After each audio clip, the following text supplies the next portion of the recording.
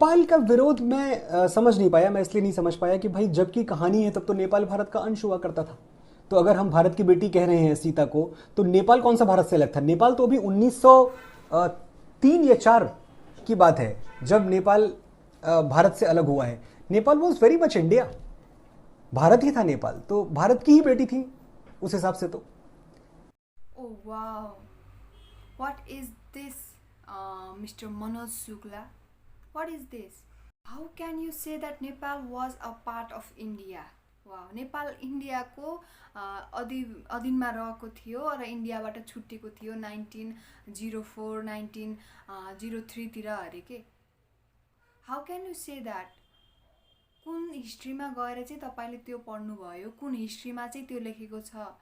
नेपाल जहिले पनि इन्डिपेन्डेन्ट, स्वतन्त्रता अनि सार्वभौम सत्ता जो चाहिँ कसैको उपनिवेशमा नरहेको राज्य भनेर संसारभर चिनिन्छ।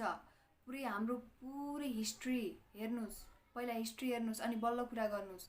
मैले तपाईँलाई चिन्दिनँ, तपाईँ कुन तपाईँ ब्याकग्राउन्डबाट आएको मान्छे हो तपाईँले हिस्ट्रीमा भएको कुरा, जुन हिस्ट्रीमा फ्याक्ट छ, सत्य हो, त्यो कुरालाई चाहिँ तपाईँले गलत भनेर, तपाईँ भनेको एउटा मिडिया पर्सन हो। मिडिया पर्सन भनेको जसले बोलेको कुरा चाहिँ ठुलो मासमा जान्छ है, धेरै मान्छेले हेर्छ।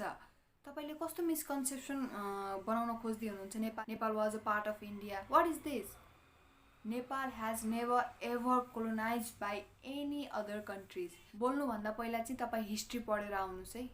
तपाईँले आफ्नो मुभी आदिपुरुषमा जसरी हिन्दू सनातनी धर्मको नै एउटा मजाकको रूपमा तपाईँले व्यक्त गर्नुभएको छ होइन, त्यस्तै तपाईँले आफ्नो हिन्दू सनातन के हो भन्ने कुरा नै सायद राम्रोसँग थाहा रहन्छ भने तपाईँ अर्को नेपाल, आफ्नो देश होइन अर्को देशको बारेमा कसरी चाहिँ कमेन्ट गर्न सक्नुहुन्छ कि नेपाल इन्डियाको अधीनमा थियो, नेपाल भारतको अधीनमा थियो भनेर? नेपाल कहिले पनि कसैको अधीनमा थिएन। नेपाल जहिले पनि स्वतन्त्र थियो र छ र सधैँ स्वतन्त्रै रहनेछ। तो नेपालियों का एतराज़ मैं समझ नहीं पा रहा हूँ, लेकिन हाँ एक बात है कि अगर उनको कोई एतराज़ है तो बड़ा, वो तो हमारे भाई ही हैं, हम ही हैं। मैं नेपालियों को अपने से अलग मानता ही नहीं।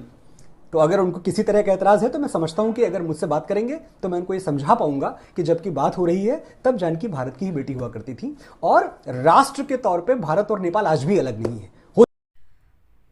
यो भिडियो हेरिसकेपछि मलाई लाग्यो he doesn't understand our language. That's why I'm going to tell him in his language. आप बोल रहे हैं कि नेपाल को पता नहीं किस चीज़ की आपत्ति है। क्यों नहीं होगी आपत्ति? आपने अपनी मूवी में ये बोला है कि माता सीता अथवा वो जानकी माता भारत की बेटी है, जबकि भारत के अंदर नेपाल कभी आता ही नहीं है। नेपाल एक अलग ही मुल्क है, हमेशा स्वतंत्र था, नेपाल भारत के अधीन में नहीं था, नेपाल भारत का कभी पार्ट था ही नहीं। तो आप कैसे कह सकते हैं कि जानकी माता भारत की बेटी है? क्यों आपत्ति ना हो हमें इस बात का? हमें पूर्ण आपत्ति, हम पूर्ण विरोध करते हैं इस बात का कि आपने उस मूवी में, आदिपुरुष मूवी में ये बोला कि जानकी माता भारत की बेटी है। जानकी माता, सीता माता नेपाल की बेटी है। उनका जन्म नेपाल में हुआ था और जनकपुर में हुआ था। वो हमारे पास सबूत भी है और हमारे पास वो जगह भी है। इसलिए आप कुछ भी कीजिए, आप मूवी बनाइए, म्यूज़िक बनाइए, कुछ भी बनाइए, वो हमें उस पर कोई लेना देना ही नहीं है। पर आप इतिहास को बदलने की कोशिश मत कीजिए। हमको इसमें पूर्ण पूर्ण पूर्ण विरोध है। हम इसका पूर्ण विरोध करते हैं कि आपने वो बोला, और आपने ये बोला कि नेपाल इंडिया का पार्ट था, उसमें भी हमारा बहुत बड़ा आपत्ति है, क्योंकि नेपाल कभी भी किसी का पार्ट था ही नहीं।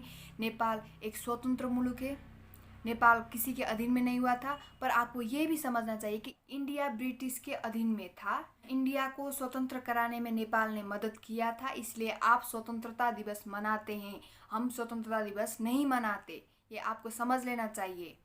आप मीडिया पर्सन है, इसका मतलब ये नहीं है कि आप भगवान है, आप कुछ भी नहीं बोल सकते। आप किसी के मुल्क के इतिहास को झूठ नहीं कह सकते। हमारा इतिहास गवाह है कि हम कभी भी किसी के अधीन में नहीं थे, हम स्वतंत्र थे, और हम भारत जो देश है उस देश से हम भिन्न है। हम नेपाल है, हमारा देश का नाम नेपाल है और नेपाल हमेशा से सार्वभौम सत्ता मुल्क है जो किसी के उपनिवेश में नहीं आया था, किसी के अधीन में नहीं आया था।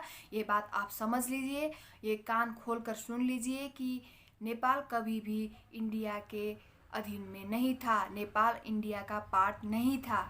आप ये इतिहास को नहीं झुठला सकते। पहले इतिहास पढ़िए, पहले अच्छे से बुक पढ़ना सीख लीजिए और उसके बाद कमेंट करना सीख लीजिए।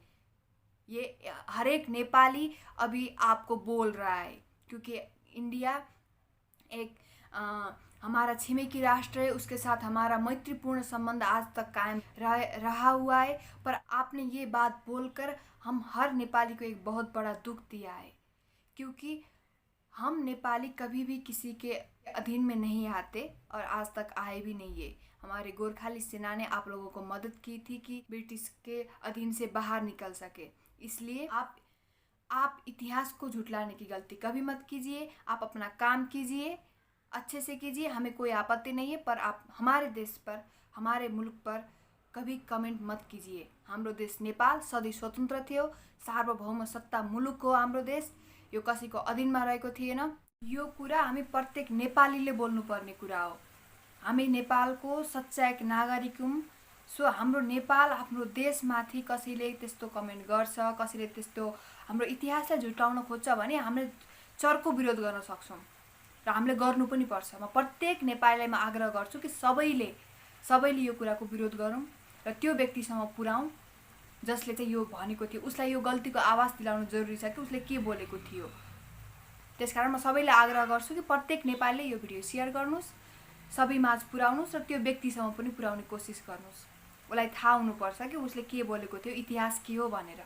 हामीले आफ्नो देशमाथि, आफ्नो मातृभूमिमाथि कसैले केही लान्छना लगाउँछ, कसैले केही गलत कुरा बोल्छ भने त्यसको विरुद्धमा आवाज उठाउन हाम्रो कर्तव्य हुन्छ, हाम्रो जिम्मेवारी हुन्छ। त्यो मैले प्रत्येक नेपालीलाई भन्न चाहन्छु। हस्त धन्यवाद। जय देश, जय नेपाल।